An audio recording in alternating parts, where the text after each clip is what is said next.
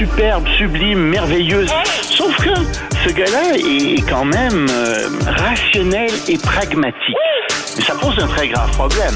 Je t'assure qu'il n'y a aucun politologue sérieux qui va te dire « Oh, j'ai le droit! » Un politologue, pas comme les autres. Loïc Tassi. C'est pas le temps de faire ça. Loïc, bonjour. Bonjour Benoît. J'en reviens un peu de ce que j'ai entendu encore avec toi et, entre toi et Alexandre avec l'Office de consultation publique de Montréal. C'est pas des élus. Qu'est-ce qu'ils foutent? C'est pas des... Tu sais, qu'un élu aille en classe à faire parce qu'il dit, écoute, faut que j'arrive à l'autre bout, que je sois frais et dispo, puis que je négocie, ça je comprends. Puis ça nous représente un élu, puis on veut pas avoir l'air non plus de pauvre, etc. Mais c'est pas des élus. Ouais. Qu'est-ce qu'ils foutent là-bas? Moi, je mettrais la clé dans la porte dans cet office-là. Je pense que ça ne sert à rien du tout et que, tu sais, on a des élus de toute façon pour nous représenter, là. Ça suffit, là. Je pense que c'est une planque. Ça ressemble à une planque pour des amis, tu sais. C'est ça que ça ressemble. Avec notre argent, évidemment. Ça ressemble beaucoup à ça, hein, Loïc, vraiment. Ah ouais. Et Valérie Plante a encore confiance à cet office de consultation publique. Elle va faire une étude sur... elle va faire une étude sur... Non, elle l'a annoncé sur les mécanismes et de l'organisation, etc. Ouais. Sur les mécanismes, pas sur les dépenses. Sur les mécanismes des dépenses. Je le ferai pas, là. Mais moi, quand j'entends ça, j'ai un geste qui me vient en tête, mais je le ferai pas parce que il y a des limites. OK, parlons de ce qui se passe à Gaza, Loïc. Ouais, des gens qui sont vraiment mal pris, eux. Écoute, Israël annonce que l'armée israélienne annonce qu'elle va rentrer dans Gaza. Elle a encerclé complètement Gaza, on l'avait dit déjà. Et ils vont faire des assauts sur la ville, ils vont rentrer dedans. Mais il y a quelque chose qui en ce moment fait beaucoup réagir dans le monde musulman et en Cisjordanie, etc. C'est que Netanyahou a dit, et après, nous allons assurer la sécurité de la bande de Gaza pour une durée indéterminée. Là, les gens disent, attendez, qu'est-ce que ça veut dire, ça, assurer la sécurité? Moi, je t'avoue, je veux pas que le Hamas s'enracine à nouveau puis rejaillisse encore. Tu sais, je peux dire, oui, c'est normal.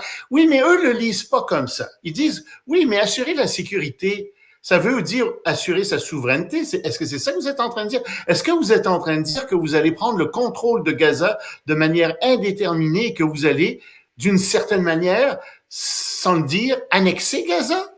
Il y avait juste à ne pas massacrer des civils.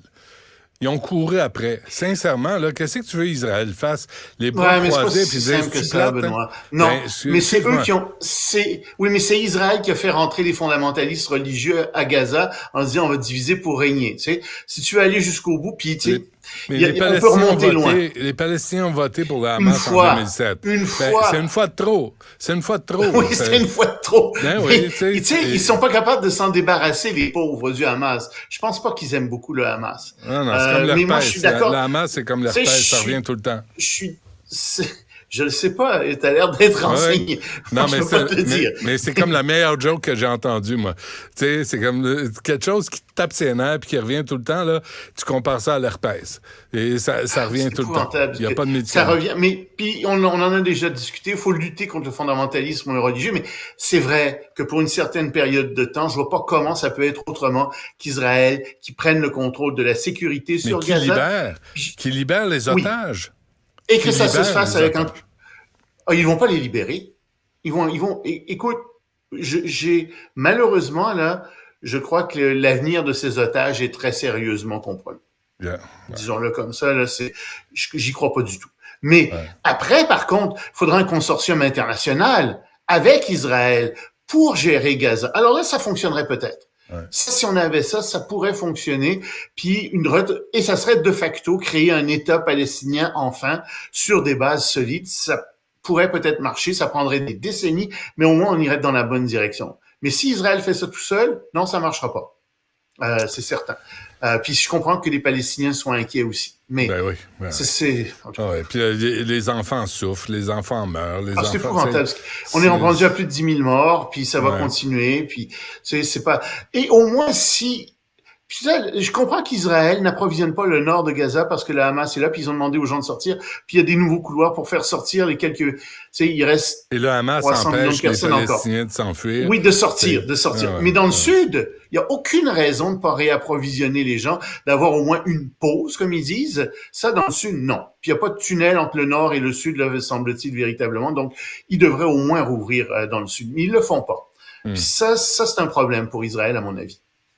Bon, pendant ce temps, en Ukraine... Il y a un autre problème. C'est qu'il devait y avoir des élections au mois d'octobre, des élections législatives. Il semble qu'on est rendu en novembre. Il n'y en a pas eu. Puis il devait y avoir quelque chose en avril, quelque chose comme ça, l'année prochaine, donc, des élections présidentielles. Alors Zelensky dit, écoutez, on a bien pesé le pour et le contre, puis finalement, on n'aura pas d'élection. Oui, mais Zelensky, est impopulaire. Il a un taux d'approbation qui a baissé, qui est rendu à 40%. 2, il dit qu'il se bat pour la démocratie. Et nous, on l'appuie parce qu'il se bat pour la démocratie. Les États-Unis veulent qu'il tienne des élections. Ils viennent de dire qu'ils n'en tiendraient pas. Je comprends que dans le 20% qui est occupé par la Russie, c'est pas possible d'avoir des élections. Ça, c'est réglé. Mais dans le 80% qui reste, même si c'est bombardé, tu fais l'effort d'avoir une élection. Une élection, puis je comprends qu'il faut modifier la loi sur la loi martiale pour avoir un certain nombre de débats. Tu fais une courte élection, puis c'est peut-être pas la meilleure élection que tu vas avoir eue dans ta vie, mais t'en fais une. Ouais. Puis ça, il le fait pas. Alors ça va lui desservir énormément. Mais c'est bien dommage, mais quand la prochaine... En temps de guerre, Loïc... Oui, mais il y en a toujours eu. Il y en a eu des élections en temps de guerre dans d'autres pays. Il y en a eu en Angleterre, au temps de la Deuxième Guerre mondiale. Il y en a eu ailleurs, il y en a eu aux États-Unis. Tu sais, tu peux toujours te servir de la guerre comme prétexte. C'est dur de faire une élection en temps de guerre, mais au moins fais l'effort de la tenir. Fais quelque chose. Si tu le fais pas, tu peux pas dire que tu défends la démocratie. Et la pollution est tellement forte à New Delhi, qu'est-ce qui se passe? Ça va pas bien à New Delhi. Ça fait une semaine que ça dure. La Cour suprême s'en est mêlée. Parce que il y a, naturellement, si je puis dire, à New Delhi de la pollution à cause de la circulation automobile, etc. Mais ça a empiré parce que c'est la fin des récoltes. Il y a beaucoup de chanderies autour de New Delhi. Et les agriculteurs, les familles brûlent ce qui reste, la paillasse, etc. Parce que c'est bon pour les terres, pour s'en débarrasser, etc. Oui, mais il y a 2500 feux autour de New Delhi. Ça rentre dans New Delhi, ça rend la vie invivable. Les écoles ont fermé à New Delhi. Il y a des gens qui vont plus au travail parce qu'il y a des taux de concentration de microparticules qui sont dangereux pour la santé. Puis le gouvernement était capable, pouvait rien faire. Et finalement, il a fallu que la Cour suprême fasse une ordonnance pour dire cessez de faire au feu. C'est une partie, il est réglé seulement une partie du problème, mais on a ce problème en ce moment à New Delhi. Puis c'est vraiment pas drôle. Tu sais, quand on est rendu à être obligé de fermer les écoles. Alors, les écoles vont rester fermées encore pendant une semaine à New Delhi. Ça fait à peu près une semaine qu'elles sont fermées, au moins une autre semaine. Ouais. Ça rappelle les feux de forêt qu'on a connus ici, là, la pollution atmosphérique qu'on a connue. Sauf qu'il n'y avait pas d'école. Puis ensuite, le problème, c'est que c'est très humain. C'est créé par les humains, alors que la foudre avait allumé les feux de forêt la plupart du temps. Tu sais, c'est pas du tout la même chose. Loïc Tassé, merci. À demain. Salut, Benoît.